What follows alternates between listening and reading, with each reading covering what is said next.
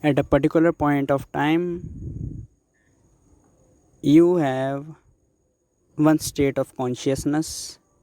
Maybe you are angry at a particular moment, you are feeling horny, or you are feeling sad, or you are scary, or you are feeling excited.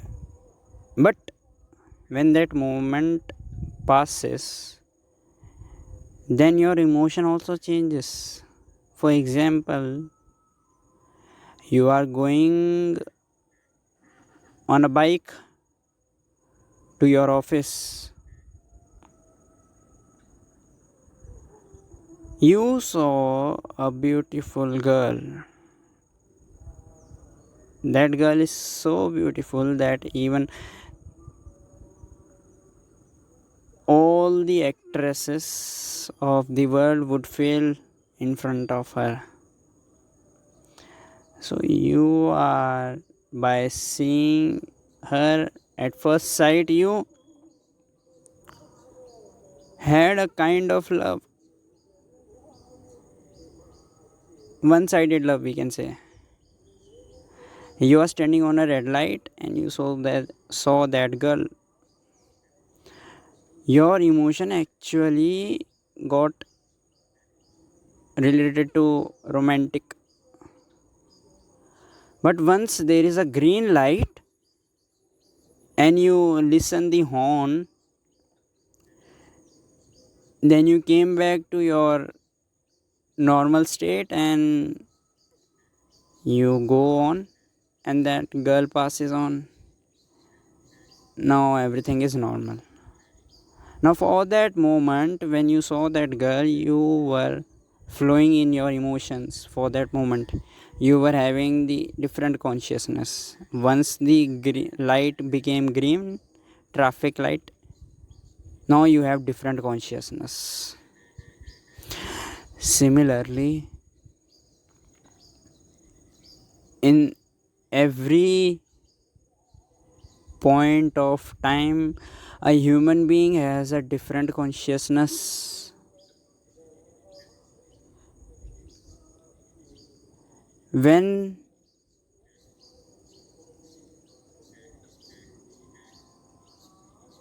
you come home or your room, getting tired of the whole day work or attending classes or etc., now at that moment you are feeling as if I want to sleep. Your consciousness is that.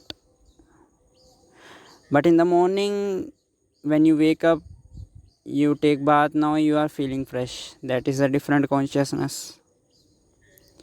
So how you can say that each human being is always same? No, a human can never be same all the time. Emotions come, change the whole system of that person, internal system, thoughts and feelings. Accordingly your consciousness changes.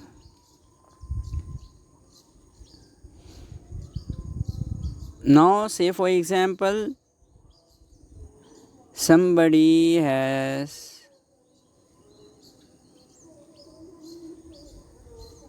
abused you,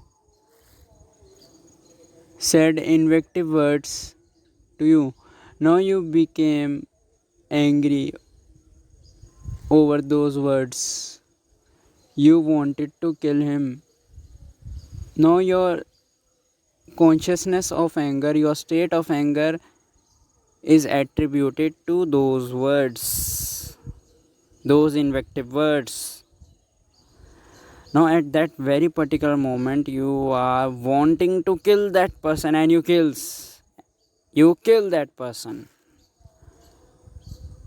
Now after some time police come and arrest you.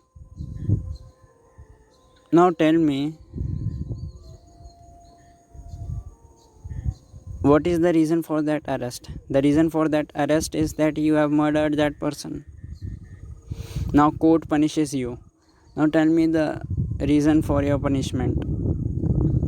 Your court is punishing you because you have murdered that person that day. But tell me, the punishment you are getting in now, in present, can that change the past consciousness, the past act you have done? And the real angry person is at present residing in you when you are getting a punishment? No. Punishment is not to correct a person, a human. Punishment is not to deter a human being. In fact, human can never be controlled. Human is always derived from different consciousness at different moment and time. Nobody can control human being. Punishment is nothing just but it is a punishment. It is a revenge. Punishment is a revenge against that person, nothing else. No matter what you say, is it a punishment is deterrent, punishment is related to retributive theory. It is actually retributive theory. It is a revenge only, nothing else. Punishment has no deterrent effect. Nirbhaya convicts were hanged. That is nothing but, in my eyes, is just a revenge for the rape they have committed. Now I ask you a question. At the time they were being hanged, were they the same devils at the time they were committing the rape? Were they having the same consciousness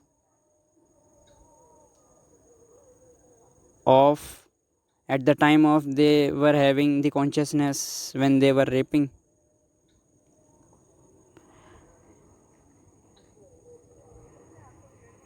You can't punish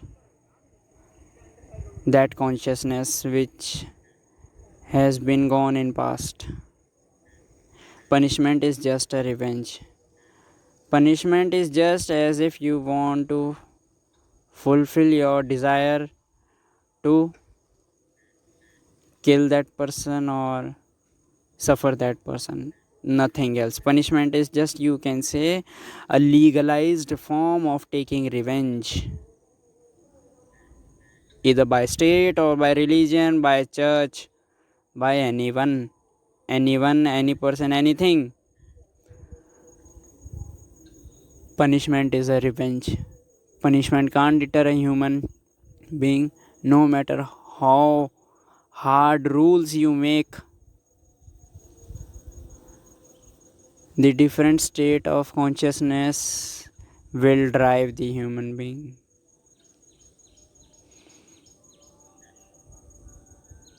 Punishment can never bring peace in the society. Punishment will only generate the feeling of revenge inside the people. That is all. And see the hypocrisy. Almost all the religions, morality principle says that revenge is nothing that than a dirty thing. Revenge is like you are also falling down. And this is happening really.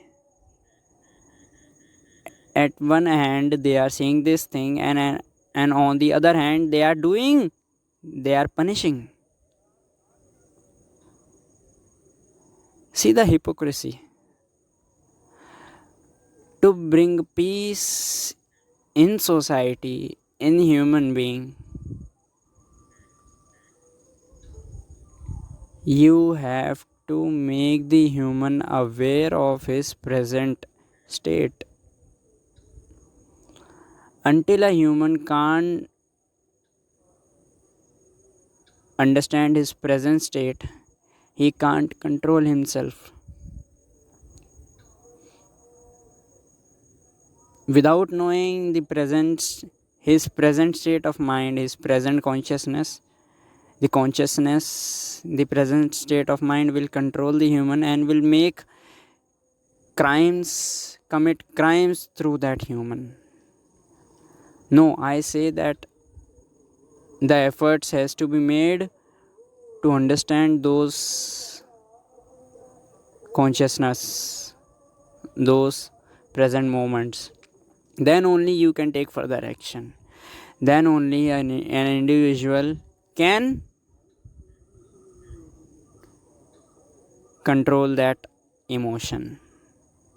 At least recognize that emotion first.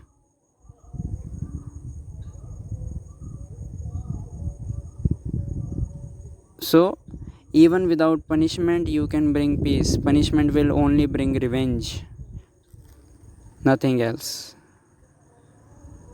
Subscribe if you find this video helpful.